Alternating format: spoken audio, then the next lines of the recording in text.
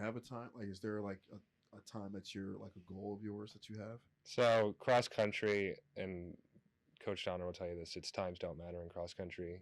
Every course is different. Every course on a day is different. How it's run is different. It can be a more tactical race where people run slow at the start and hot in the finish.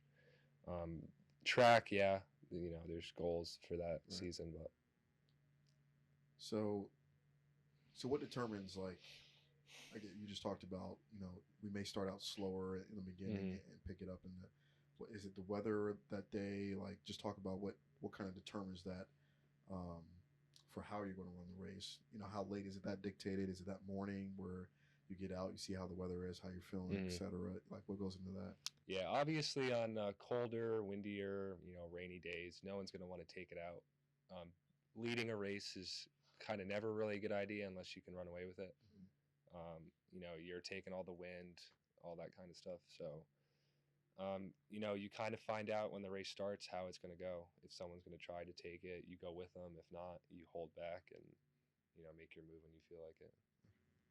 Yeah, I didn't even think about leading the front. You're taking all the wind. I didn't even think about that. Yeah. Like, I would. You gotta think about the aerodynamics. Come on.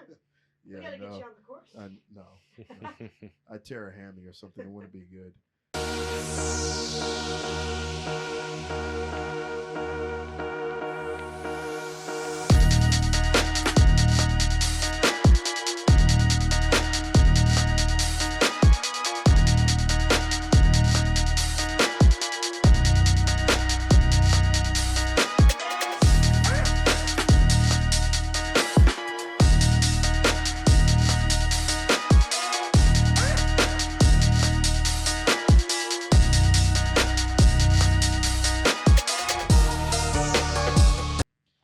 So we're here, first student podcast.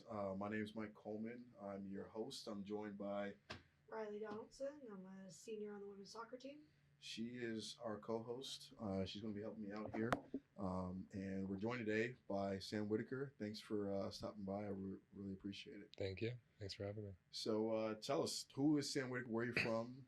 Give us the whole rundown of Sam Whittaker.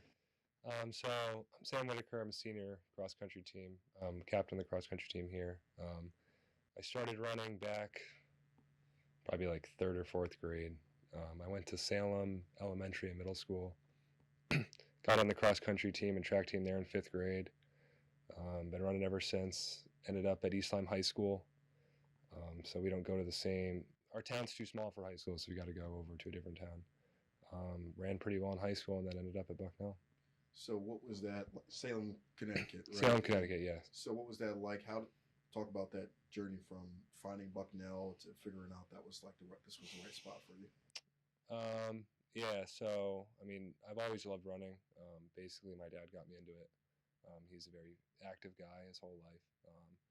He would run all the time, and one day I was little. I was like, "Dad, can I run with you?" And he said, "Sure."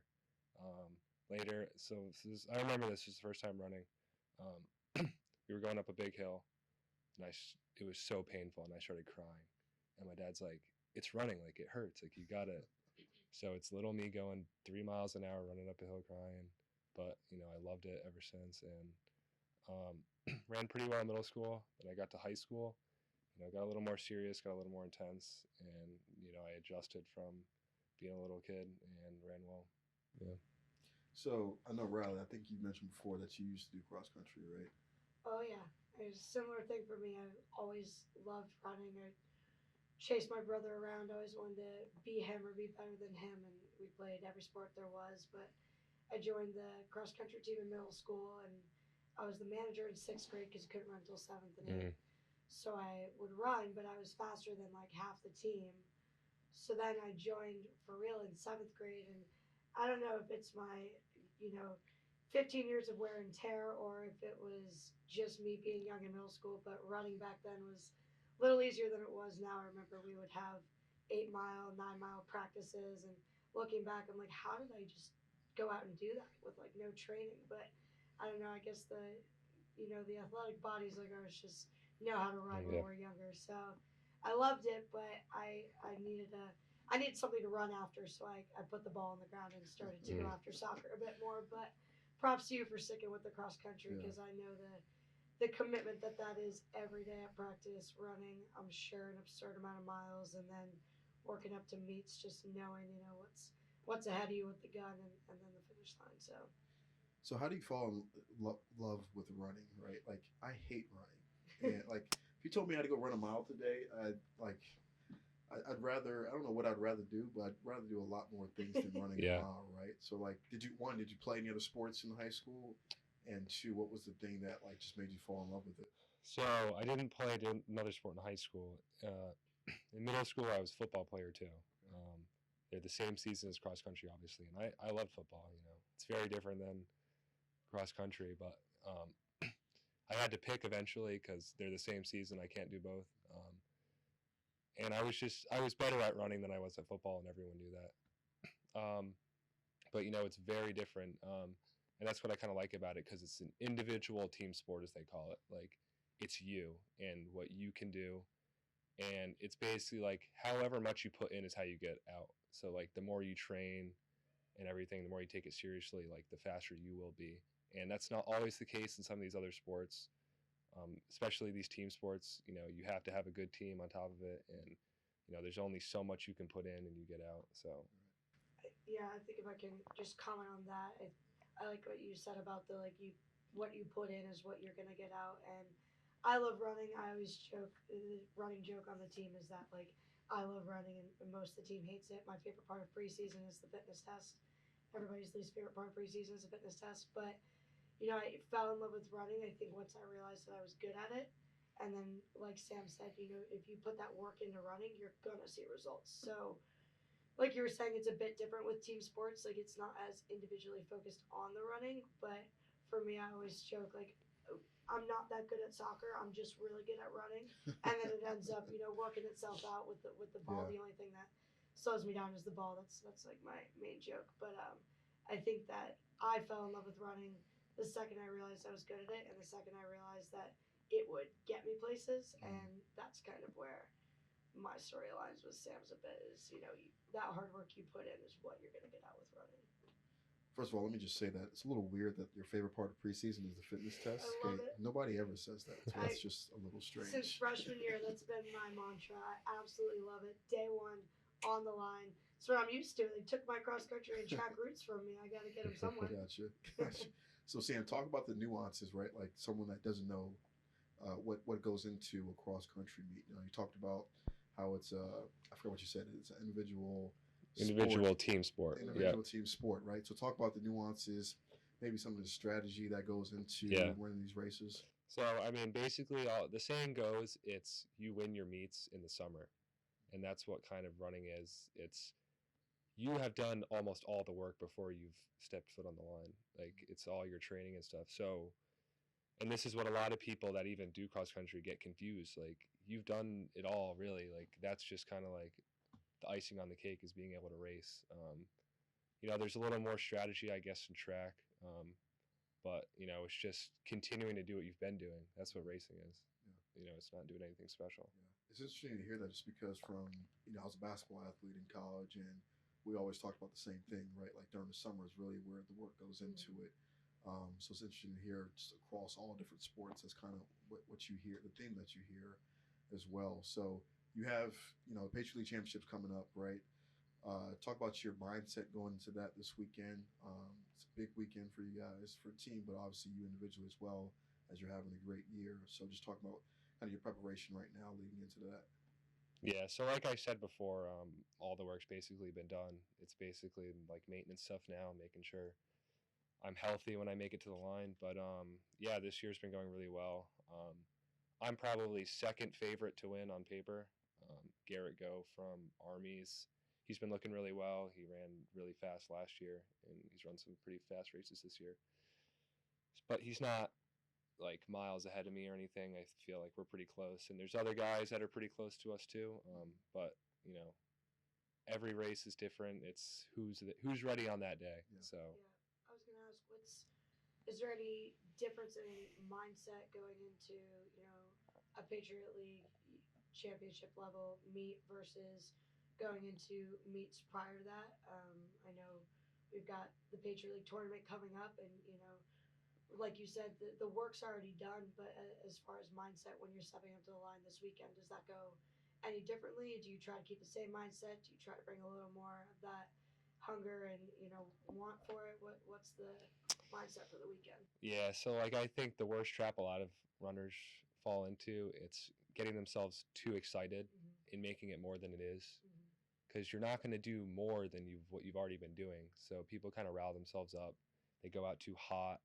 A lot of different things go wrong, and so that's kind of the worst thing you can do. You just got to keep pretty much the same mindset that you've been doing all season. Yeah. So talk to me a little bit. You guys obviously played last night in a tie game. Game you guys wanted to win, right? And one of the things that all of us as athletes faces adversity, throughout the year, whether it's injuries, losses, whatever it may be, right? Talk about the team mindset that's after figuring out, the tie last night, figuring out when you're playing. Is it just a reset of the mind of, where we are, and we're going to move forward from that, or what's that like for you guys? Yeah, definitely. I mean, going into the game, we're always going to want to win. I think we wanted it a bit more last night. Not that we don't always want it like that, but I think we knew the stakes of the game. But with that comes the run of the game. It's 90 minutes of freestyle. You absolutely never know what's going to happen or who's going to come out with the win. I mean, we wanted the win, but we knew we weren't walking away with a loss. So it was a tough tie, but it was a proud tie because I think we played the way we wanted to play. And yeah, we wanted to be first, but we're in second place. We got the bye this week. We're going into a home field advantage semifinal. I mean, can't really ask for too much more out of Yeah. the team. And after this week, it's everybody 0, 0, and 0. And it's kind of the cool part about the Patriot League tournament is that you could be the 1 seed, you could be the 6 seed. And I think we saw last year as the 4 seed that you don't know what's going to happen.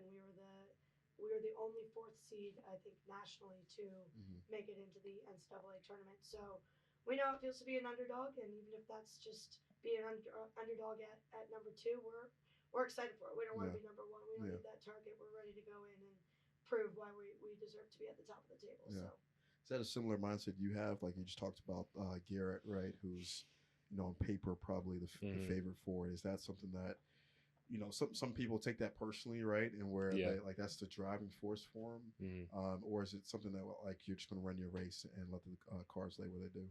Yeah, I mean, and that's probably another big difference between running and the other sports. Um, it's a lot harder to make up that ground between competitors because they really don't change that much between meets and all that. So for someone that's ranked 15th in the league to win is a lot like less likely, I guess, to say, because at this level runners are pretty consistent. Right. But I wouldn't be unhappy if I got second. I could still run a really good race and end up second if he feels good on that day. But yeah, running every second counts. yeah. Ran the 400 in track in high school, and I remember one day I got like half a second less than my previous personal best, and I felt every half second of it. Like Hmm. if you're dropping a couple seconds in a race, I think that's a pretty high standard to meet. So I appreciate what you said about you could run a really good race and still Yeah. get second. Like I think that for something like cross country, like it's one of those where yeah, you kind of want to chase the guy in front of you, but you really want to chase that time that you have in front of you. Yeah. So Do you have a time? Like, is there like a time that's like a goal of yours that you have? So cross country, and Coach Donner will tell you this, it's times don't matter in cross country. Every course is different. Every course on a day is different. How it's run is different. It can be a more tactical race where people run slow at the start and hot in the finish. Track, yeah, there's goals for that Right. season, but So what determines like you just talked about, we may start out slower in the beginning and pick it up in the. What is it? The weather that day? Like, just talk about what kind of determines that for how you're going to run the race. How late is it that dictated? Is it that morning where you get out, you see how the weather is, how you're feeling, etc. Like, what goes into that? yeah, obviously on colder, windier, rainy days, no one's going to want to take it out. Leading a race is kind of never really a good idea unless you can run away with it. You're taking all the wind, all that kind of stuff. So You kind of find out when the race starts how it's going to go. If someone's going to try to take it, you go with them. If not, you hold back and make your move when you feel like it. Yeah, I didn't even think about leading the front. You're taking all the wind. I didn't even think about that. Yeah. I would. You gotta think about the aerodynamics. Come on. We Yeah, gotta get no, you on the course. no. I'd tear a hammy or something. It wouldn't be good. What underclassmen should we be looking at this weekend? Who's your favorite?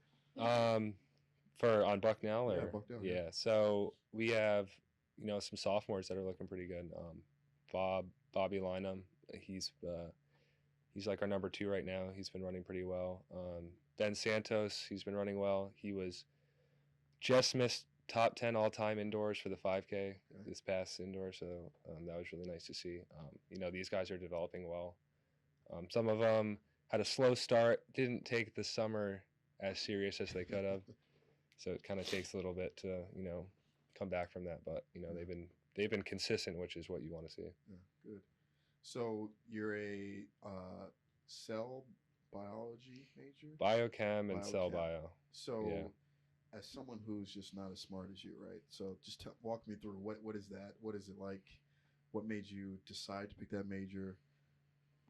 I like science in high school. My cross country coach was a biology teacher, and he kind of talked me in sort of that kind of realm. And I like how open ended it is, because I could have went pre med. I'm not going pre med, but like I could have went down that track. I can do like research. I could be at a university. I could just go industry. So it's that flexibility that I kind of liked. And a lot of those careers are like kind of like how running is.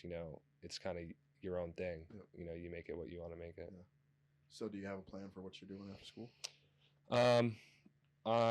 Well, I have a full year of eligibility left because of COVID, like a lot of other athletes do. Every athlete in America, right? Every athlete in America, yeah. So I plan to use that. Haven't decided where yet. Okay. I've visited a few schools, so we'll see how that goes.